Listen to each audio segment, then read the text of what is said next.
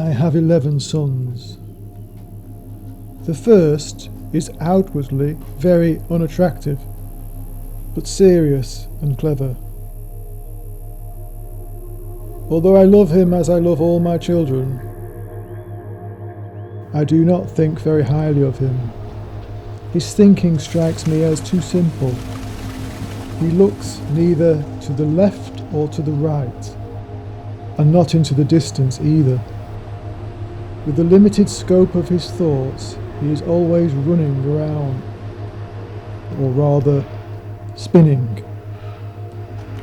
Here we are, at the start of Day 3, Prague, and I'm just heading to the place of Franz Kafka's birth.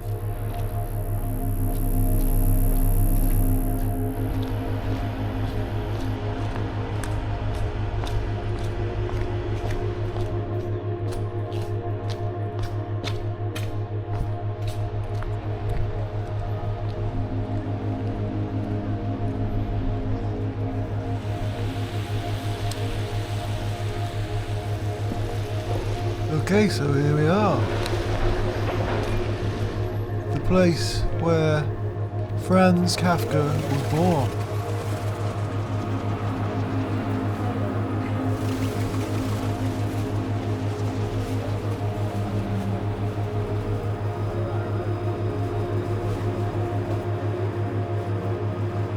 Already I'm seeing that this building is not the same as the black and white photo that I've just looked at, and it's had a facelift.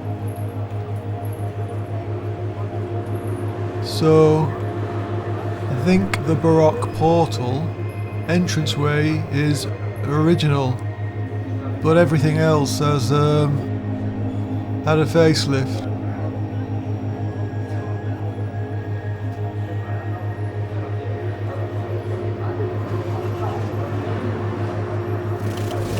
So you get that quite a lot in Prague, where a Gothic building will become a Baroque building, and then later on it'll have another facelift, and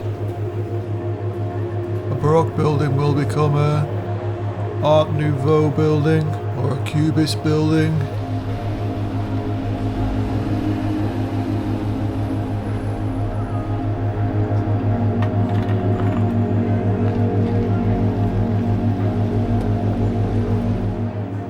This kind of strange bas-relief monument, sculpture type thing on the corner of the coffee shop, and he has this square named after him. That's about it. I mean, to have a square named after you is alright, but to me it's kind of Prague's favourite son.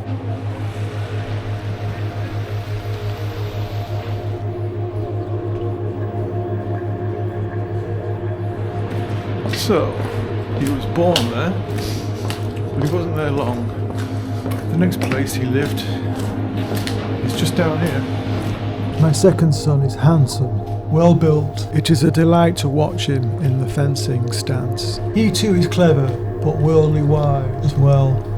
He has seen much, and this is why even our nature here at home seems to open itself to him more than to stay at the home. But it is certain he owes this advantage not only, and not even essentially, to his travels. It is much more a trait of this child's singular personality, which is, for example, recognised by anyone who wants to imitate, say, his high dive into the water, in which he somersaults several times and still manages to maintain a vigorous self-control. The imitator's courage holds out until the end of the diving board, where instead of diving he sits down abruptly and raises his arms in apology. But despite all this, my relationship with him is not untroubled. So this rather elegant Renaissance building, I think, which is now an Italian pizza place for tourists on the ground floor, is where Kafka spent the next 7 or 8 years of his life.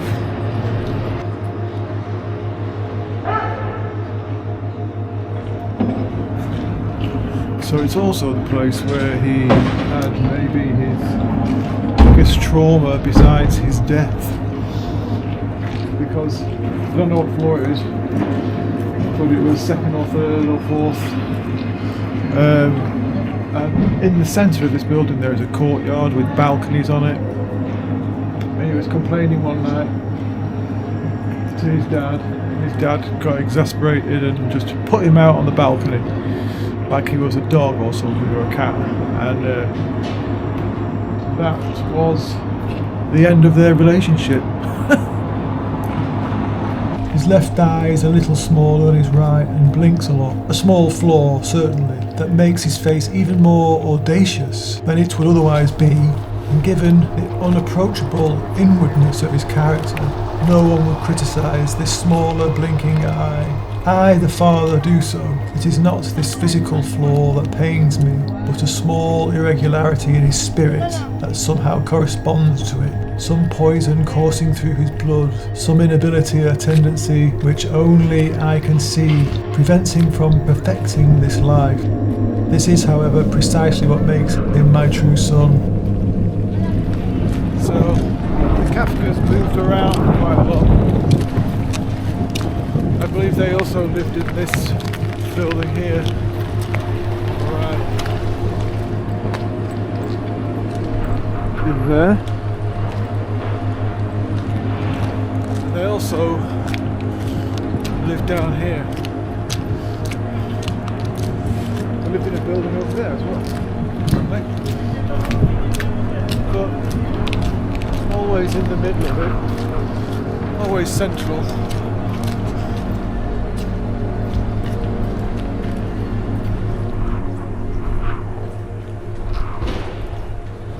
So, this is where he lived.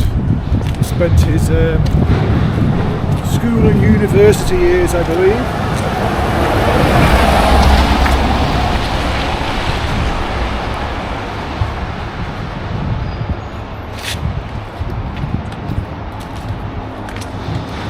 It was also where he probably began his early writing career.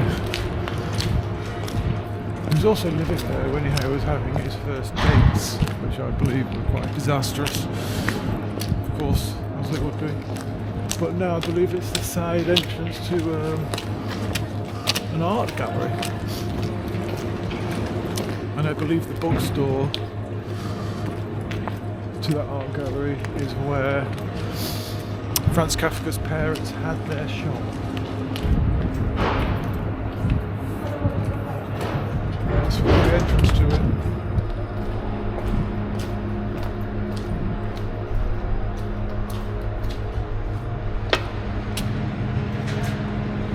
So I'm just looking for this bookshop where his parents' shop reputedly was. But he couldn't have been more central if he tried. Of course, this square would look totally different back then. Livestock would have been slaughtered on the streets. They would have been selling horses.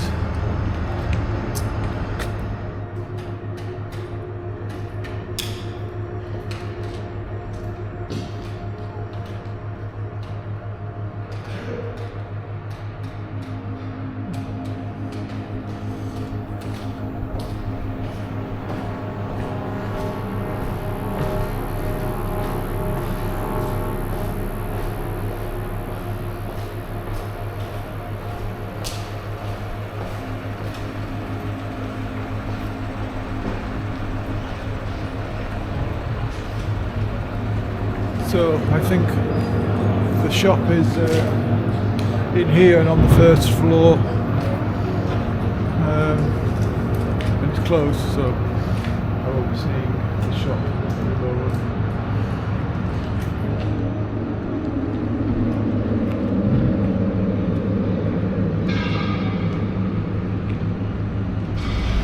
So I believe he also lived in this building for a while. Right here. So there is quite a famous photograph of him stood in front of this building in the square here, but I probably won't be able to recreate it because of this Christmas market being in the way. Let's see. Yeah, it's definitely that. We've been around here somewhere. That is the building.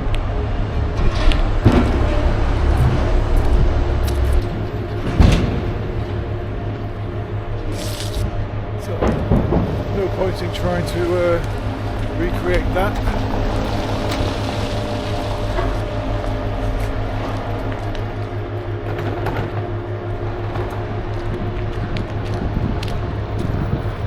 So I am now back at Kafka Square.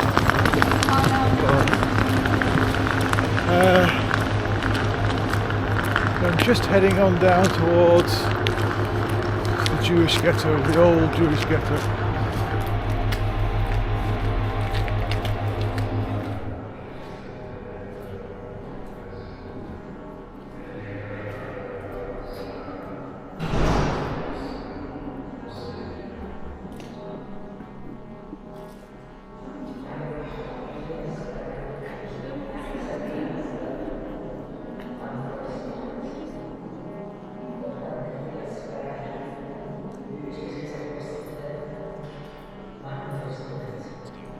Accompanied the children of Abraham on their pilgrimage.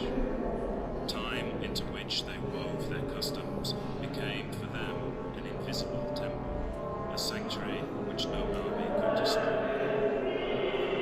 All Czech stories tell of the legendary princess Linusha, her deathbed foretold of the Jews' arrival. Prague's old Jewish ghetto, known as Josefov, is a historic neighbourhood next to the old town square, famous for its well-preserved Jewish heritage, including some of the oldest synagogues in Europe, the unique old Jewish cemetery, and the Jewish Museum, all remnants of centuries of Jewish life, forced confinement, and eventual emancipation and modern transformation. The Jews were ordered to live in this area starting in the 13th century, becoming a crowded ghetto where they were confined, facing discrimination and hardship. This cemetery is one of the oldest surviving Jewish burial grounds in the world, with the earliest tombstone dating back to 1439, due to the limited space within the Jewish ghetto walls and the religious custom of not disturbing old graves. Bodies were buried in layers up to 10 to 12 deep in some places. This is why the ground is raised metres above the surrounding streets, and gravestones are densely packed. Kafka lived in a time of rising nationalism and anti-Semitism in Prague, experiencing social exclusion and feeling the pressure to conform, which fueled his critique of rigid social structures. In essence, Kafka's work and personal writings show how external anti-Semitism became a deeply personal struggle, manifesting as feelings of guilt, alienation, and self-loathing, transforming Jewish themes into universal explorations of injustice and the absurd.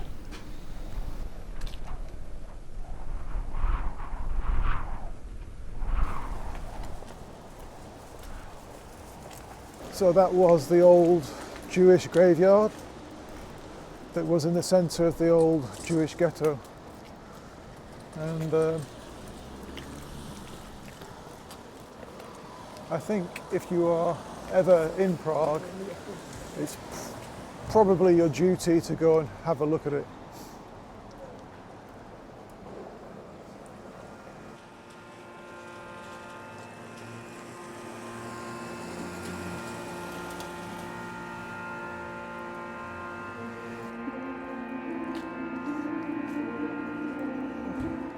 So this is Pariska Street, Paris Street, which is where all the rich people hang out.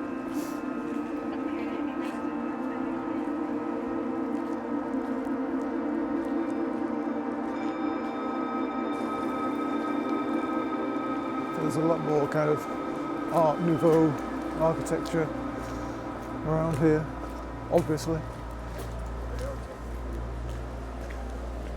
There's also a lot of Gucci and Tiffany & Co. and Cartier and Dolce & Gabbana and all that stuff.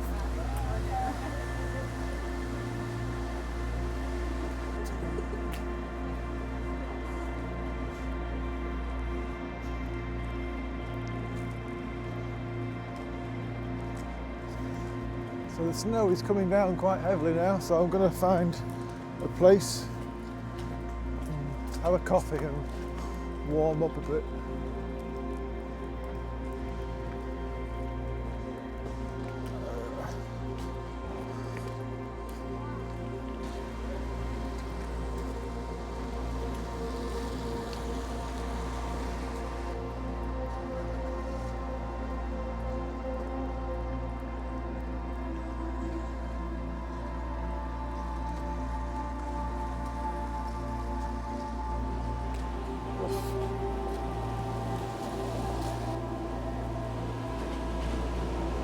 So I believe the decorations on that building were done by one of Gustav Klimt's students. Gustav Klimt, possibly the most overrated artist of all time.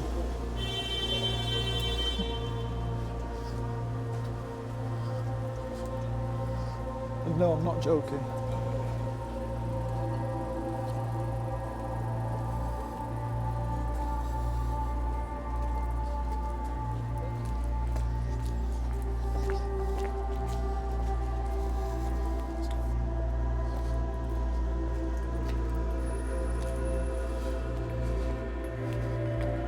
So, Kafka lived here, right where this kind of 1950s or 60s hotel now stands. The third son is just as handsome, but it is a beauty that I do not like. He has the good looks of a singer, the curving mouth, the dreamy eye, the head that requires drapery behind it to create an effect, the excessively arching chest, the hands that readily fly up and much too readily drop, the legs that hesitate because they cannot support his weight, and furthermore, the tone of his voice is not full. It fools you for a moment. Those in the know prick up their ears, but it soon runs out of breath. Although generally everything tempts me to put this son on show, I prefer to keep him hidden. He himself does not force himself on anyone, but not because he is aware of his feelings, rather out of naivety. Also, he feels like a stranger in our time, as if he were a member of a family as well as another one that is forever lost to him. He is often listless and nothing can cheer him up. So it's very, very busy today with tourists, and they are hampering my progress somewhat, but not as much as this snow.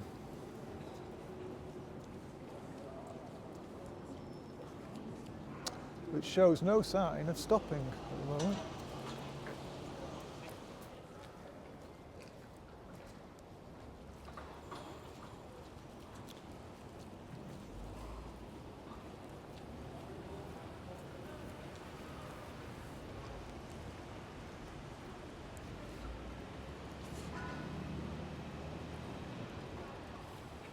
So, he lived here for a bit, and he did some writing here, and then he didn't live here, and he moved somewhere else, which is where I'm going now.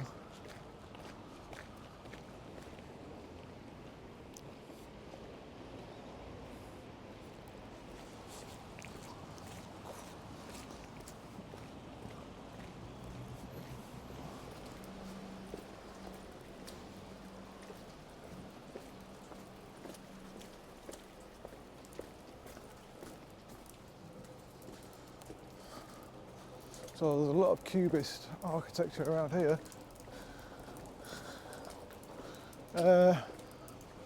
But this very grim apartment building here is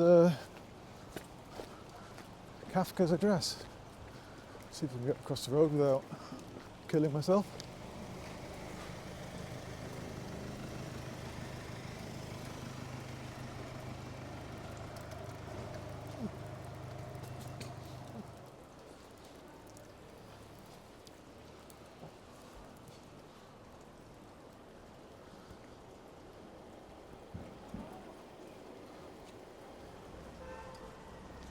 So that rather dull looking apartment building is where Kafka lived.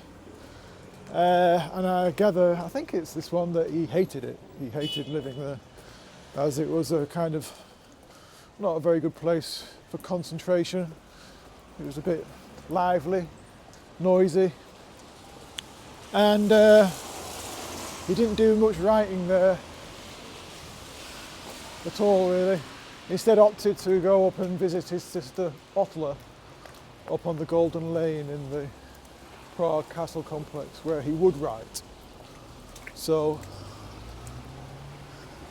my plan was to kind of head up that way now, but with this snow it's not really top of my priorities right now. So what I'm going to do is go and frequent one of Franz Kafka's favourite cafes. Cafe Arco, I think it's called. So I'm going to head there next and get some shelter from this snow. And I'll just sit in there and drink coffee and look cool.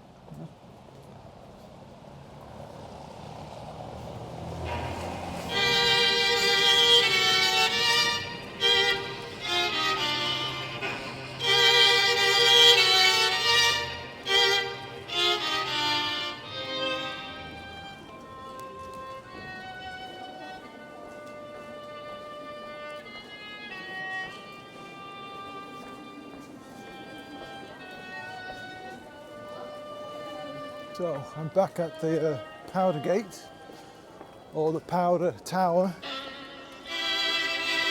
as in gunpowder, I believe. But it's also the place where Franz Kafka would meet his great friend Max Brod. They would meet here, and apparently Franz was always late and very apologetic.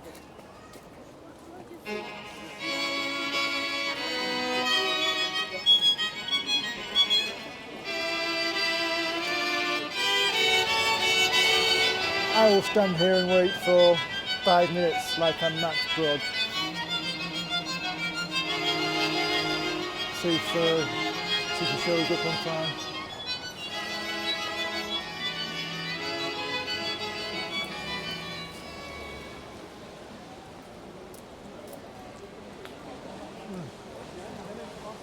My fourth son is perhaps the friendliest of them all. A true child of his time, he can be understood by anyone. He stands on ground common to all, and everyone feels like nodding to him. Perhaps this universal acknowledgement lends lightness to his character, freedom of his movements, nonchalance to his judgments. Some of his remarks are worth repeating, but only some, because all in all he is afflicted with just too much nonchalance. He is like someone who admirably dives, cleaves the air like a swallow, but still ends up hopelessly in barren dust, a nothing. Thoughts like these spoil the sight of this child for me. The fifth son is kind and good, promised much less than he delivered, was so insignificant that you really felt alone in his presence, but has achieved a certain standing. If you ask me how that happened, I could hardly come up with an answer.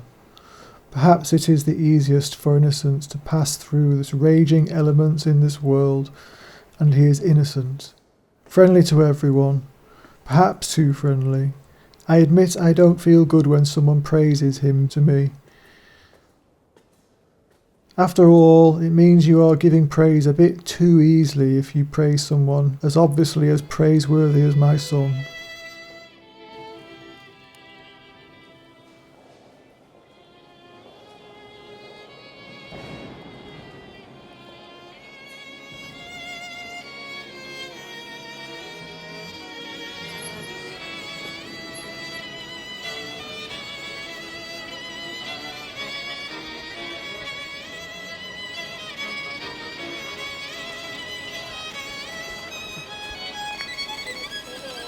Wow, what a stunning place. So I had to just have a quick peek. What an amazing building. And just up there on that balcony, the band In Excess shot their music video for New Sensation whilst they were here, filming Never Tear Us Apart. Right up there. So this balcony here is where the band were playing. Yeah, they shot another video as well in the basement somewhere down a corridor for Guns in the Sky, I think it was. So yeah, so they shot Guns in the Sky, New Sensation in there, and Never Tear Us Apart around Prague. So it was a busy few days for them, wasn't it? At the end of November 1987. So, you know, I got sick of hanging around waiting for Franz to show up at the powder gate. So I had a peek inside whilst I was waiting. So, so I'm just heading down to Cafe Arco now. And I hope I can get in and get a table.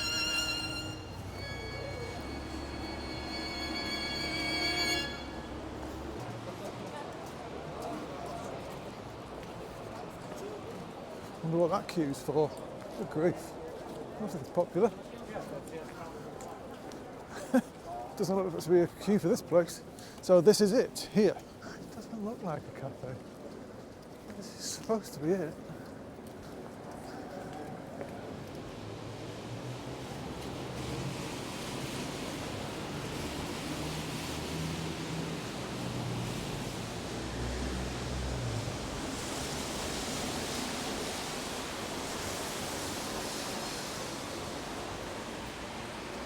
Cafe Arco is closed.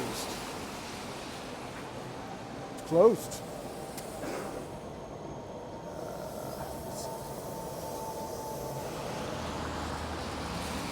No.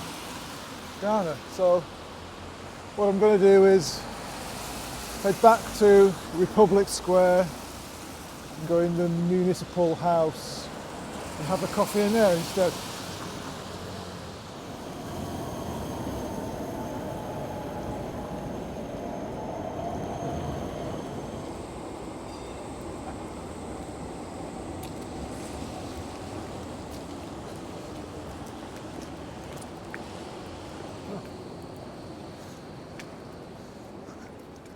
It must have been a cool place in its day because everybody went there. So, Cafe Arco is no more.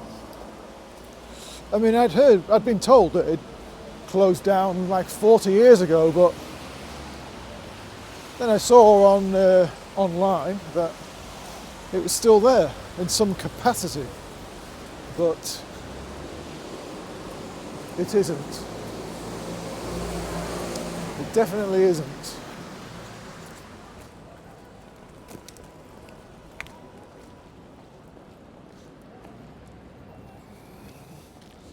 So, let's see if I can get a table in here.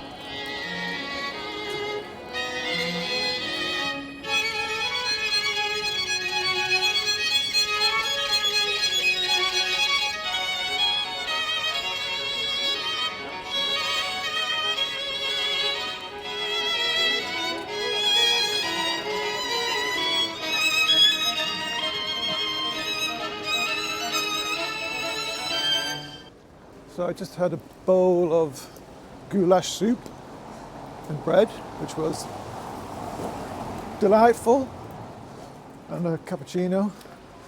And the snow is still present. There's a lot of it. And shows no sign of abating, I'm afraid.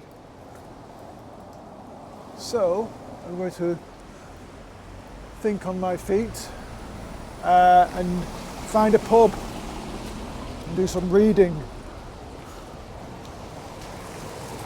and hope that this snow dies down. I don't think it's going to. My whole plan really was to go up to Prague Castle now and Golden Lane to see where Kafka's sister Otla lived. But you know, this snow is just blowing in my face and it's not good for filming, so I'm just going to go to the pub and think about plan B and plan C and D.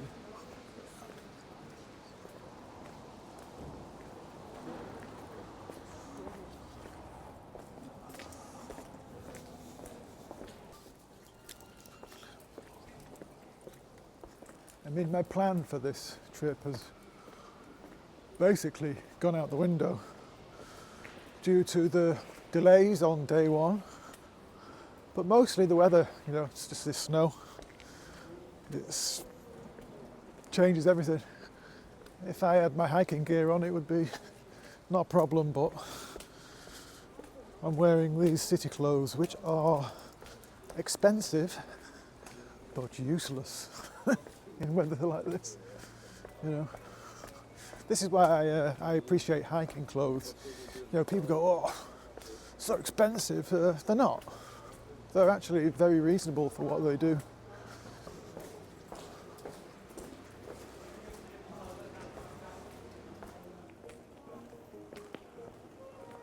So my friend who mentioned to me that Cafe Arco had indeed been closed for about 40 years was right. It was totally closed down. Information board in the windows, like it was a museum of some sort. But the plan B worked out just fine. I mean, that municipal house is quite extraordinary. It was built with a lot of love, and care and attention and passion, and I highly recommend that place. So, let's see if there is a space in this pub. A Tiger Bar, I think it's called. Okay.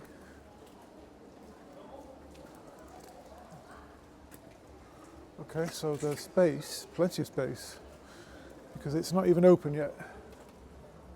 It opens at 3 o'clock apparently. So I have a bit of time to kill. So I think I'll head off to Café Louvre, which I know is still open, which is another hangout of Franz Kafka. Einstein lived here for about 19 months, I think it was. It's where his marriage started breaking down and probably became a tortured artist, and that's how he started doing his best work.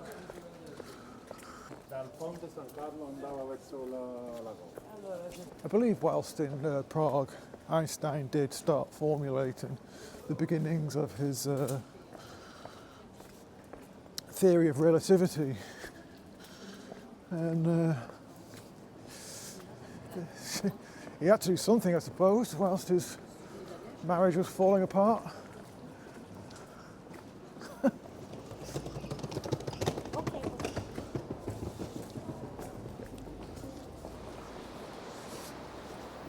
So here we are, Café Louvre, up there.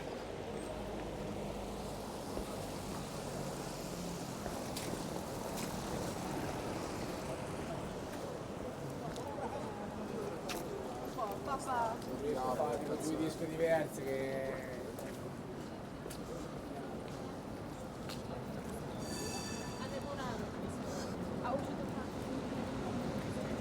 My sixth son seems, at least on first glance, the most profound of them all. Loves to hang his head, and yet a chatterbox. This is why you don't easily get the better of him. If he's about to lose, he sinks into invisible melancholy. If he gets the advantage, he maintains it through chattering. But I won't deny that he possesses a certain oblivious passion. In daylight, he often fights his way through his thoughts as in a dream. Without falling ill, on the contrary, his health is very good. He staggers sometimes, especially in the twilight, but he requires no help. He doesn't fall. Perhaps his physical development is to blame for this phenomenon. He is much too tall for his age. This makes him ugly all in all, despite strikingly beautiful particulars. His hands and feet, for example.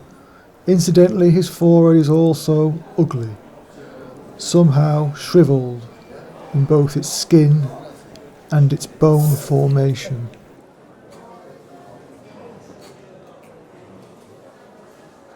Well, that killed some time. Unfortunately, I was unable to find a seat. It was just too busy. So, plan C. What could it be? I need to think of a plan C.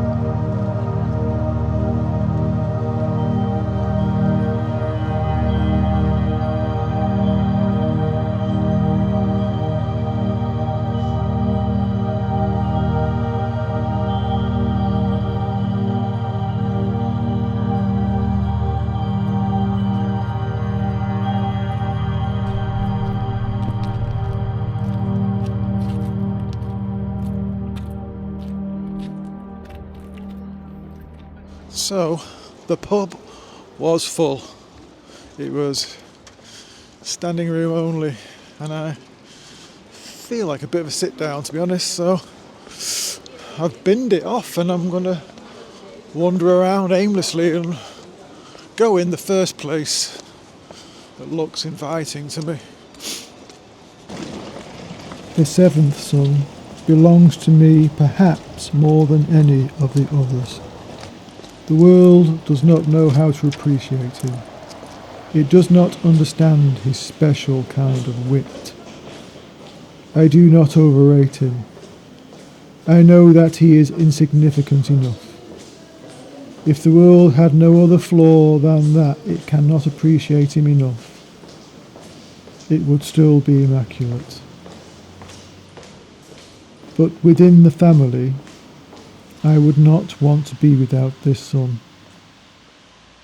He contributes both disquiet and awe for tradition, and combines them, at least that's how I feel, into an indisputable whole.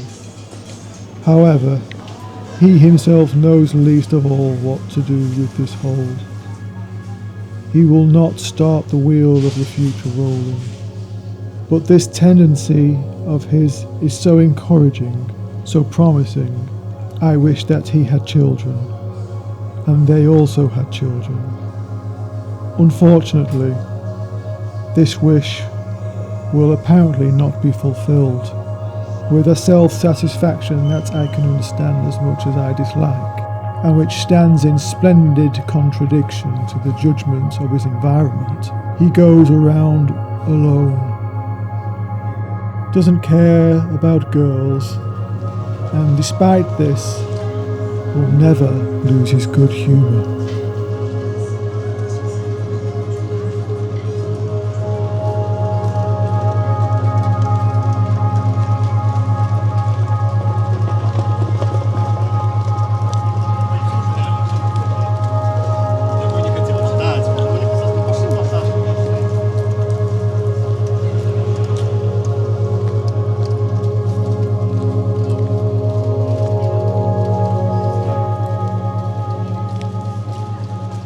I had intended to visit the castle once again, to visit Kafka sites there,